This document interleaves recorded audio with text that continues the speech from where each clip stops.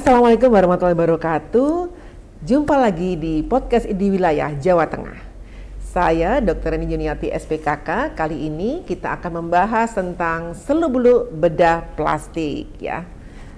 Bersama kita kali ini Dr. Gina Sitorus ya. Selamat siang Dr. Gina. Selamat siang Dr. Reni. Iya, Dr. Gina sebagai spesialis bedah plastik nih.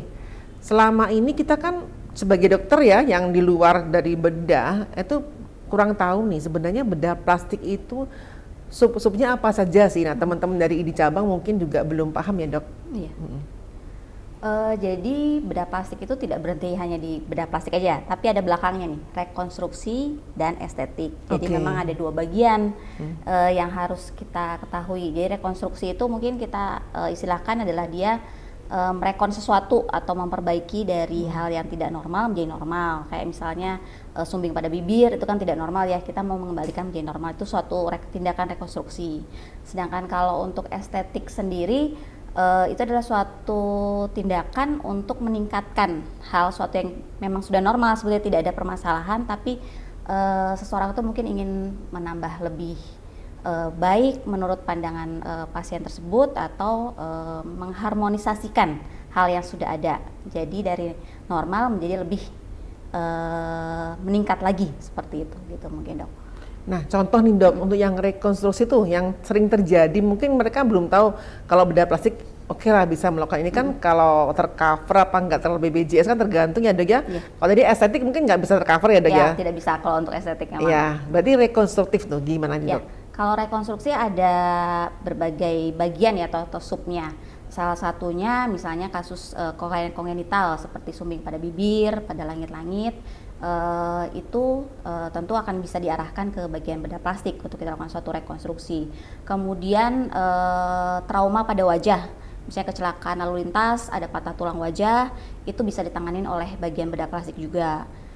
Sub lainnya adalah tangan. Itu baik itu kongenital ataupun trauma bisa kami tangani juga, misalnya tangan yang teramputasi itu nanti kita bisa dikerjakan misalnya dengan menyambung pembuluh darah untuk kita kembalikan kembali.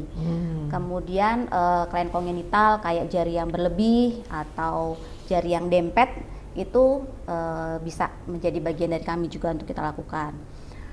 Sub lainnya adalah bagian lainnya terkait dengan luka, baik itu luka bakar atau luka kronik, misalnya luka akibat diabetes, kemudian akibat kelainan vaskuler, itu bisa kita tangani juga. Kalau luka bakar ya, baik itu nanti yang luka bakar akibat api, kemudian bahan kimia ataupun listrik, itu tentu bisa kami tangani juga.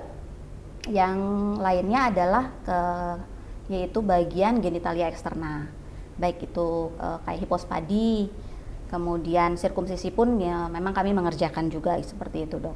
Ataupun misalnya rekonstruksi misalnya pada tumor yang sudah diangkat, baik itu bagian di genitalia atau bagian lain, itu pun bisa kami kerjakan. Jadi nanti ada bagian namanya bedah mikro. Kalau misalnya pasien dengan tumor mame atau mungkin tumor pada rahang, itu nanti kita lakukan suatu rekonstruksi dengan menggunakan bedah mikro. Kita mengambil misalnya tumor pada rahang, diambil rahangnya, nanti kita ganti dengan tulang dari kaki. Seperti itu bisa kami kerjakan.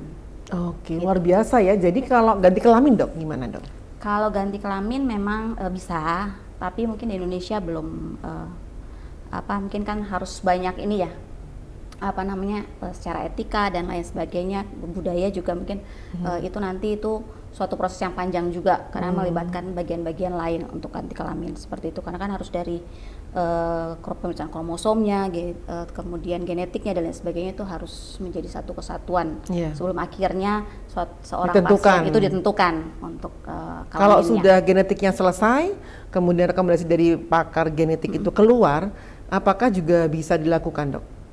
Bisa dilakukan untuk pembuatan misalnya dari yang misalnya dari perempuan ke laki mungkin dilakukan suatu pembedahan, tapi biasanya nanti bekerja sama dengan tim ya, nggak mungkin bedah plastik saja.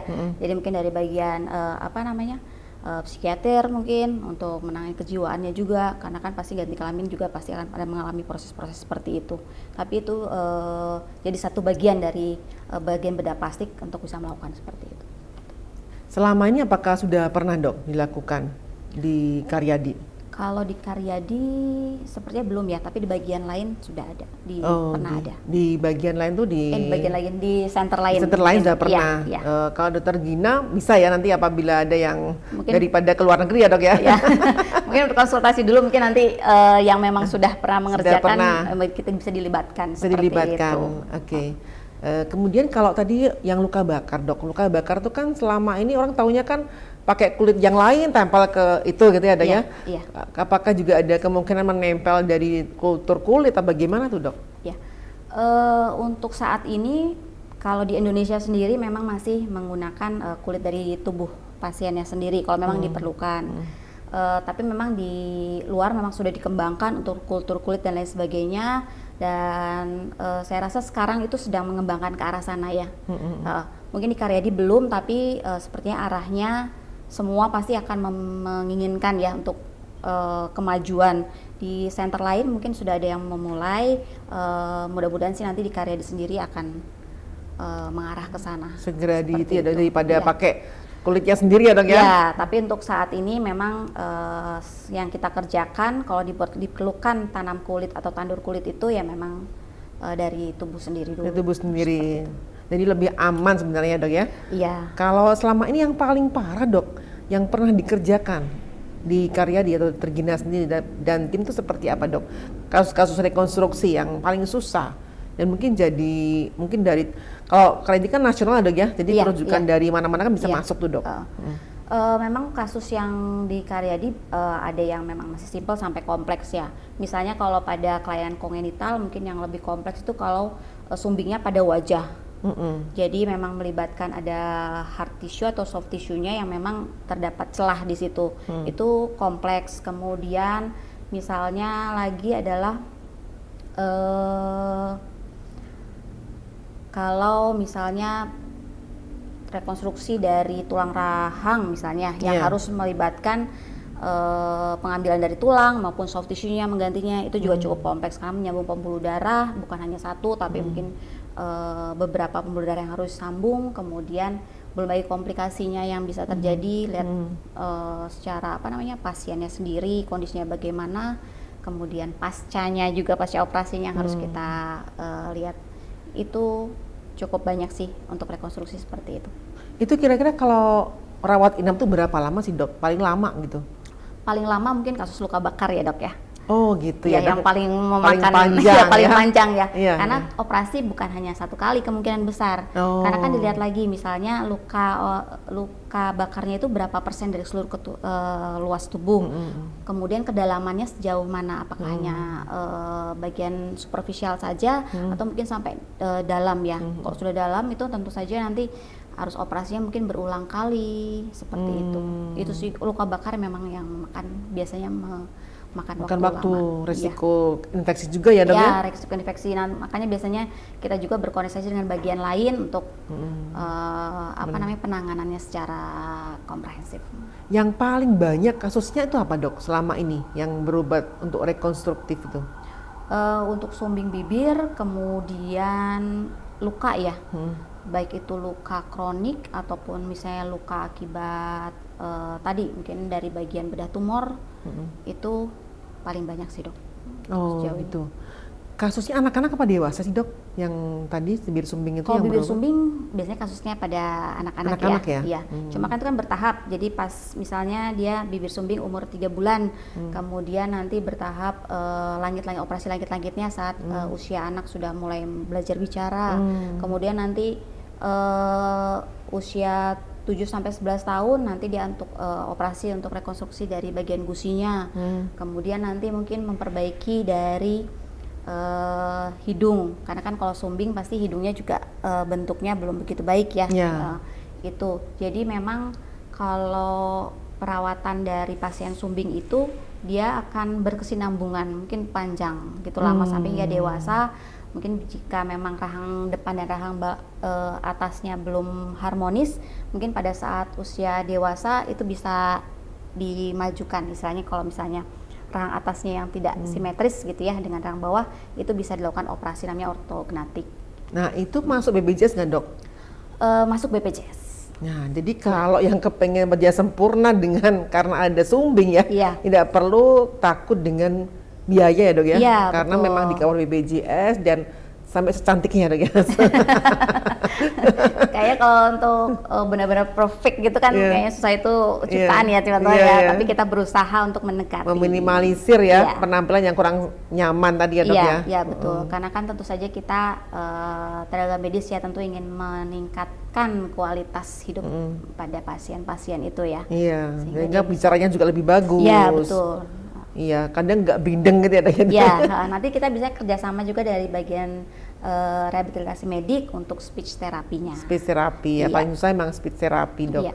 Nah selain bibir sumbing tadi dok, tadi kan ada yang kelainan kongenital ya. Iya. Kadang kan pasien tuh nggak tahu bahwa kongenital itu harus dibawa ke bedah plastik. Kadang mereka juga sampai dewasa gitu ya, sampai mereka tidak tahu mau dibawa kemana ya, karena mungkin dokter-dokter di Indonesia tuh dalam artian masih rendah ya. Bagaimana sih kemampuan mereka itu seperti apa gitu, mungkin kurang dieksplor ya dok ya.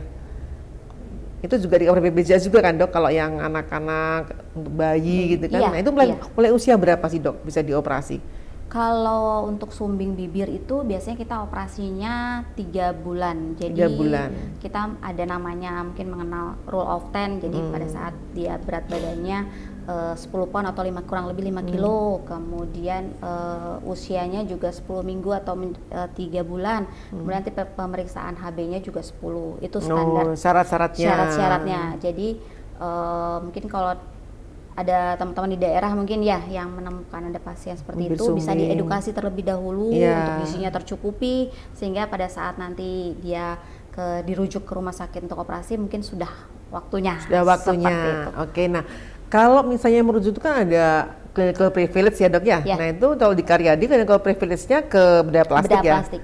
Oke. Karena sebagian besar kan mungkin dari sejawat yang lain, Iya. itu kalau di rumah sakit daerah ya dok. Ya. Itu boleh dirujuk ya dok kalau misalnya bibir sumbing yang sebelumnya kan mungkin ditangani oleh teman sejawat yang lain dan Iya. gitu dok. Itu Boleh. kriterianya gimana dok? Nggak di sama BPJS nggak ada aturan? Tidak ada tauran. Tapi memang ya itu bagi kewenangan kami juga gitu di bidang bedah plastik untuk menangani untuk sumbing itu memang. Oke. Kalau tadi yang kelainan jari-jari apa itu dok tuh minimal berapa bulan tuh dok? Kalau berapa bulan, jadi kita dari kecil ya, ketika anak kan sudah mulai latihan ya, mungkin 6 bulan ke atas sudah mulai belajar seperti ini, memang sebaiknya kita udah mulai untuk dikonsultasikan untuk kesiapan untuk operasinya. Kemudian karena kan takutnya kalau jaringan dempet itu mempengaruhi pertumbuhannya nanti, gitu kalau tidak sesegera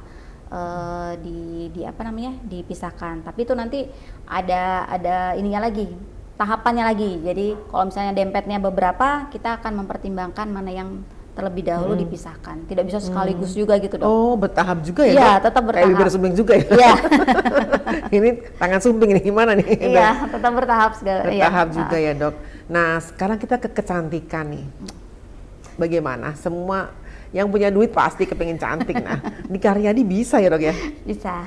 Nah bisa dijelaskan dok, apa saja sih yang bisa dilakukan? Jadi kalau estetik seperti tadi kan dibilang kita ingin yang sebetulnya kita mungkin melihat normal saja, tapi kita mungkin ingin jadi lebih seperti itu ya, untuk ditingkatkan. Jadi misalnya kayak misalnya payudara seperti itu, mungkin ingin lebih besar lagi pemasangan implan dan lain sebagainya. Nah itu dok, banyak yang melakukan di salon dok, pakai silikon cair kemudian pecah, kemudian juga di pantat dok.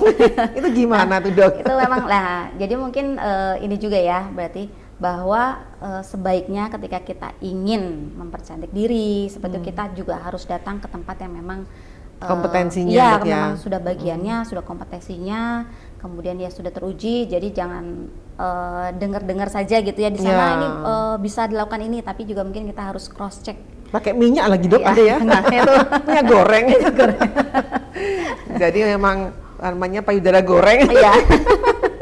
Ya, jadi memang kita harus aware juga, karena itu kan bagaimanapun juga untuk diri kita sendiri ya, jangan sampai kita salah. Jadi kita harus pastikan bahwa, apalagi mungkin sekarang medsos sudah ramai juga ya dok ya. Iyalah, gitu kan. yang bisa promosi itu malah salah-salah nih dok. Iya, iklan-iklan di mana-mana gitu, kita tergiur, tapi kita tetap harus cross check juga apakah memang itu benar, sudah terdaftar. Mungkin saja ada yang istilahnya mengambil nama bedah plastik gitu, tautannya dia ternyata tidak terdaftar di Bedah plastik. Di bedah plastik. Jadi yang nanti, sudah terlanjur dok, pakai minyak goreng tadi gimana dok? Bisa direkonstruksi nggak tuh? ya mungkin itu tadi tahapannya, tapi ya yang sudah pasti mungkin kalau misalnya sudah terjadi kerusakan, ya kita tidak bisa mengembalikan secara Utuh seperti secara semula. utuh ya gitu ya, karena kita harus kembali lagi menilai sejauh mana kerusakannya, terus apa yang bisa kita perbaiki.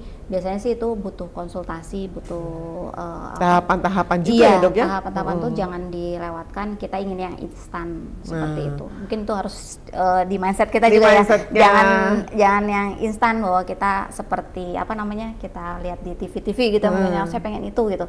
Ya kadang-kadang mungkin kita harus juga pasti setiap dokter akan saat mengedukasinya mungkin disesuaikan kembali dengan bentuk harmonisasi lagi tadi itu ya kembali. Kadang-kadang mungkin kita ingin ini tapi ternyata kalau secara keseluruhan sebetulnya Nggak pantas nih iya, gitu kan? seperti itu. Makanya badannya kecil, susunya besar ya, gitu kan dok mungkin ya? itu yang harus nanti dikonsultasikan dengan baik dengan dokter yang ada, dikonsultasikan secara baik sehingga terjadi suatu apa ya, Kesepakatan bersama diterima gitu ya. Iya. Udah kurang besar nih gimana dong? Ini kalau teman-teman nih sejawat ataupun masyarakat ya, kemudian ke Korea nih ya dok ya. Iya. Jadi kayak hidung, kemudian rahang ya dok ya, ada yang pengen tirus, kemudian juga ini ya pada bercin, kemudian juga pantatnya supaya Iya. gede gitu kan dok. Itu semua bisa dilakukan ya dok? Ya, bisa dilakukan, yaitu tadi yang untuk misalnya kayak memperbesar augmentasi atau mereduksi, kemudian mungkin itu juga apa namanya aging ya, misalnya sudah lipatan kelopak matanya sudah turun, gitu kita bisa melakukan suatu Yang suka kantung mata nih dok, ya, kantung mata tuh paling banyak kan dok? mata. Jadi Rejuvenation. seperti itu bisa dilakukan. Kemudian kayak pembentukan kontur body ya, body sculpting seperti liposuction, pamitak. Bisa dong dari di Bisa, liposuction ya? Iya. Kemudian apa lagi ya? Banyak sih sebetulnya yang bisa. Ini kita yang Z lakukan. plastik, S plastik tadi dok? Yang Oh, kayak untuk keloid. bukan untuk yang ini udah menggelambir gitu dok? Oh iya, facelift. Facelift Ya, gitu. facelift itu bisa dilakukan di bagian bidang kami. Kemudian mungkin saya juga tadi ada balik lagi ke rekonstruksi ya, nggak apa-apa ya. Boleh. Baru keinget. Iya, nggak apa-apa dok. Kayak misalnya luka bakar kan banyak Kebakar. tuh kontraktur karena bukan pembiaran ya, tapi Kelamaan. mungkin kelamaan. Dia mungkin tidak kontrol dan lain sebagainya sehingga jari-jari Menyatu. jari menyatu kontraktur itu tadi. Nah, itu mungkin Bisa dirilis ya dok ya? bisa dirilis. Luar biasa nih. Tapi mungkin sebelumnya harusnya sebaiknya pas saat lagi luka bakar mungkin perawatannya harus dimaksimalkan sehingga tidak terjadi. Hal itu kan bisa dicegah. Iya. Gitu. Oh, berarti bagi yang mendapatkan pasien luka bakar nih ya para dokter semua yang baik di puskesmas maupun dimanapun, SOK itu masuk BPJS ya dok ya? Iya, Jadi masuk BPJS. jangan khawatir, langsung dirujuk aja ya daripada kelamaan di daerah. Iya. Dia jadi kontraktur ya? Iya, betul. Lebih susah lagi, lebih lama lagi. Lebih lama lagi karena nanti setelah dirilis kontrakturnya dia harus Rehabilitasi. fisioterapi dan lain sebagainya, itu panjang. Itu yang menjadi masalah itu masyarakat tuh sekarang kan persepsinya itu bahwa di Indonesia tuh wah nggak bisa. Nah itu bahan-bahan itu yang buat payudara tadi dok, bedanya tuh wah jangan di Indonesia nanti silikonnya cepet turun apa gimana tuh, gimana sih dok? Sama ya, silikonnya pasti yang sudah terdaftar gitu ya, sudah teruji lah istilahnya seperti itu. Ya memang nanti kembali lagi ke preferensi dari dokter dan juga dari pasiennya sendiri, mau jenisnya kan karena bermacam-macam tuh jenisnya. Cuma yang pasti yang tentunya yang akan dokter pakai itu yang saat ini ya pasti yang sudah teruji ya dok ya, yang apa namanya? Tidak menimbulkan yang minimalisir untuk reaksi risiko. Dan tentu saja setelah operasi itu instruksi pasca operasinya yang harus diikutin juga. Jangan terbentur apa gimana gitu? Ya, kemudian harus memakai korset dan lain sebagainya itu harus diikutin. Oh gitu ya dok? Secara penuh gitu ya dok. Oh berarti korsetnya juga diberi sekalian dok? Ya biasanya setelah pasca operasi nanti langsung diberi korset juga untuk yang ya, liposuction tadi. Iya. Nah biayanya tuh dok dibandingin sama Korea lagi gimana dok? Ini pada penasaran nih teman-teman nih. Biaya misalnya kayak mata aja dok? Ya. Kayak kantung mata aja tuh berapa tuh dok kalau di Karyadi? Kalau harga sih nggak tahu. Oke, jangan khawatir, pasti di bawah dengan semua klinik di Korea ya kan, Dok? Kalau di Korea tentu kan biaya ini ya, Flightnya terbangnya ke sana. 6 juta. Liposuction juga, saya sendiri ke sana, Dok, 100, Dok. Oh gitu. Nah sayang kan, Indonesia bisa ya, nggak Iya. sampai 100 dan mungkin hanya sekitar mungkin di bawah 20 ya, Dok ya. Yang nggak tahu, mudah-mudahan. Mudah-mudahan. Jadi secara segi pengalaman, kemudian dari sisi keamanan itu jelas lebih bertanggung jawab daripada kalau ada apa-apa harus ke Korea lagi ya kan, Dok? Ya, Ada betul. apa-apa harus ke sana lagi, terus jangan-jangan di sana tuh ya kalau bener, kalau memang abal-abal gitu nggak tahu juga Nggak tahu kan, juga. Dok, karena kan yang bawa juga makelar gitu kan, Dok. Iya. Makanya kalau sebagai dokter kadang kan memang kita juga ketemu sama orang yang mempunyai kayak wisata medis gitu kan. Ya, Nah, dia ya. seolah-olah memang disitulah tempat yang paling tepat misalnya. Di Amerika kan juga TikToknya banyak banget ya, Dok. Iya, iya, betul. TikTok untuk sama YouTube-nya untuk bedah plastik juga luar biasa. Nah Indonesia ini nggak boleh kalah dong sama luar negeri kan, Dok? Iya, Dan betul. memang bisa dibuktikan itu. Apalagi ya sekarang kan dari pemerintah sendiri kan ada wisata medis itu lagi ditingkatkan kan ya. Jadi ya mungkin kita ikut mensukseskan lah dari Program iya, itu kan, program jadi itu, yang seperti itu. di Indonesia dulu lah minimal tuh semua datangnya ke Karyadi dong, jangan ke sana, jangan ke Korea ya kan, Iya. Dok? Jadi kita ramaikan Ini yang Indonesia. dinamakan. Nah, dengan pertama harganya juga jauh di Iya. bawah dari luar negeri. Kalau ada apa-apa dekat. Iya, Yang betul. jelas juga memang tidak terlalu memakan biaya dan waktu juga sama jarak ya, Dok, Iya. ya. Dan kalau ada apa-apa di luar negeri yang tanggung jawab siapa nih? Kedubes atau mana kan juga Enggak. nggak tahu juga Iya, kan. betul, betul. Bagaimana Betul, inform concernnya juga kan repot Iya. ya, Dok ya. Iya. Nah teman sejawat nih kalau merekomendasikan pasien sebaiknya memang jangan diajak wisata ke luar negeri dong. Ya, wisata di sini. Wisata aja di keluar Iya, sakit iya. di Indonesia, di Karyadi juga bisa oke lah. Nah kalau masalah hidung nih, Dok, pakai silikon atau pakai tulang? Tetap bisa pakai silikon, implan silikon atau pakai tulang. Biasanya ngambil dari tulang rawan atau dari iga ya, seperti itu. Memang nanti tergantung lagi preferensi dan juga dari pasiennya sendiri, apakah memang mau yang penggunaan dari tulang tubuh sendiri atau menggunakan implan. Ya memang sih kalau tidak ada masalah sebenarnya implan juga bisa dipakai gitu, bisa dipakai lama lah istilahnya gitu. Cuma kan kadang-kadang ada yang saya memang tidak mau badannya diapa-apain yang bagian lain, nggak mau ada luka lagi, bisa saja jadi maunya pakai implan. Tapi ada yang memang saya nggak mau pakai implan karena mungkin takut resiko infeksi dan lain sebagainya bisa lebih terjadi, soalnya lebih besar pada implan. Itu ya ada, tapi harus pakai tulang rawan atau mungkin dari iga. Nah itu pakai rawat juga sih, Dok, ya kalau pakai tulang rawan. Kalau tulang rawan telinga mungkin bisa dikerjakan, tidak perlu menginap bisa. Oh, biayanya lebih murah yang implan apa yang pakai tulang rawan, Dok? Kalau mungkin 11, 12 12 ya, sama juga ya. Cuma kalau itu operasinya 2 kali ya, Dok, ya. Jadi ngambil tulang di belakang telinga, ya ada luka, ada lukanya, itu terus- tunggu sembuh dulu, disimpan, langsung. langsung iya langsung diambil. Berapa lama, Dok? Berapa jam itu operasinya itu? Kalau jamnya ya mungkin ya tentunya kalau dengan dipasang pemasangan implan ya lebih lama ya, lebih lama karena kan harus ambil dari sini dulu, kemudian kita molding, kita bentuk, baru kita masukkan ke hidung. Seperti itu. Jadi nggak ini ya, maksudnya tidak pakai benda asing ya, Dok, ya? Iya. Pakai benda sendiri. Nah. Kalau yang implan gitu kan mungkin bisa ada resiko infeksi bisa Infeksi. terjadi karena kan benda asing ya. Nah, Dari itu. nah ini nih orang Indonesia tuh kan kepengen mancung ya. Nah segera datang ke Karyadi tuh nanti akan hidungnya tuh bisa mancung dari belakang telinga ya, Dok, ya. Iya. Sama kalau kenapa harus ambil dari Costa, Dok? Nggak ngambil dari belakang telinga aja? Kalau Costa biasanya kita ngambil buat ininya, buat apa namanya? Naresnya, buat batang hidungnya. Ya, batang hidungnya atau juga misalnya bisa juga ya untuk batang hidung cara keseluruhan batangnya saja, atau mungkin ada yang metode yang nanti dicacah kecil-kecil, ada juga, ada beberapa Oh, metode. lebih bagus pakai Costa langsung ya, dia daripada belakang telinga ya berarti. Dua-duanya bisa kalau yang mau untuk daerah apa namanya ini?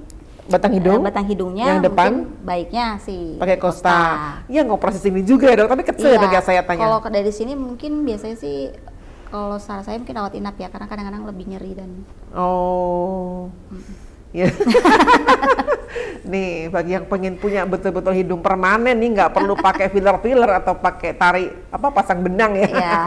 Itu lebih nyaman. Kalau Iya. pasang benang kadang kan mungkin 5-6 bulan atau bahkan Iya, setahun betul. itu sudah turun ya kan. Iya, betul. Nah, daripada berkali-kali nyeri nih, Iya. sekali aja nyeri deh. Ini sekali. Sekali nyeri. Nah, dengan biaya yang jauh lebih murah. Sekalian soalnya kan satu kali dibandingin Iya. udah beberapa kali gitu ya. Iya, Dok. Tapi memang kadang-kadang pasien ada yang masih saya nggak mau, belum mau gitu kan dioperasi secara ini ya, masih mau disuntik-suntik dan lain sebagainya. Nanti mungkin kalau sudah beberapa kali biasanya baru. Nah, filler tuh memang banyak kejadian juga ya, mungkin ada yang jadi buta, kemudian nekrosis ya kan.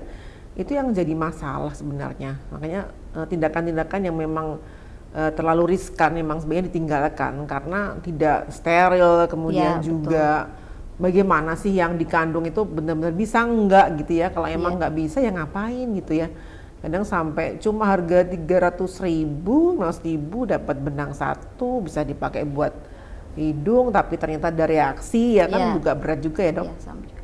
Ya makanya kembali lagi bahwa ya mengingatkan kembali kalau mau suatu tindakan kita harus benar-benar tahu tempat yang akan kita tuju Kompetensinya itu, nih. Nah, teman-teman Jawa Iya. harus tahu kemana harus melakukan rekonstruksi itu yang secara estetika tadi ya dok ya. Iya. Jadi kalau tanam rambut dok gimana? Tanam rambut? Hair transplant untuk di Karedi memang belum dilakukan, tapi memang sudah banyak di klinik ataupun di rumah sakit di Jakarta ya, yang saya tahu sudah melakukan. Bisa ada tahapan-tahapannya itu. Seperti Berapa itu. jam dok? Itu saya belum pernah ngikutin ya, tapi itu memang cukup lama sih. Biasanya itu tim ya, biar lebih cepat untuk mengerjakan. Karena kan biasanya ngambil dari bagian belakang kepala, rambutnya terus ditanamkan. Seperti itu. Memang cukup lama untuk pengerjaannya itu sendiri. Nah, pakai serum rambut. Ternyata udah bertahun-tahun atau botak aja. Tapi itu tuh Kalau udah botak semua dok gimana dok? nanti itu harus ada penilaian lagi. Itu kenapa? Jadi memang nggak langsung semua jenis yang itu langsung kita lakukan tanam gitu, tidak, tapi memang pemeriksaan dulu. Screening dulu ya dok Iya, ya? screening dulu Apa karena autoimun penyebabnya atau apa. karena memang penyakit yang lain, Iya. dan jamur. Iya, nah diobatin Sepele dulu banget. jamurnya. Gara-gara jamur nih botak, nah ternyata Iya. sayang dong udah bisa Iya. tumbuh lagi gitu kan dok. Kalau tingkat operasi estetika di Semarang nih, kali itu bagaimana dok? Apakah orang tinggi antusiasnya atau sedikit atau mungkin pada belum tahu gimana dok yang sekarang ini? Kebanyakan operasi apa dok secara estetika dok? Kalau estetika mungkin yang pernah saya tahu ya, hidung Banyak Karena ya dok memang ya? banyak ya hidungnya Ya. sama yang mata. Mata yang kantung mata tuh ya dok Iya, ya? kantung mata. Bikin lipatan mata juga. Iya, bisa yang di bagian atas, kelopak atas, kemudian kantung atau mata. Terus kontur tadi ya dok ya? Untuk leher sama itu? Facelift. Faceliftnya? Iya.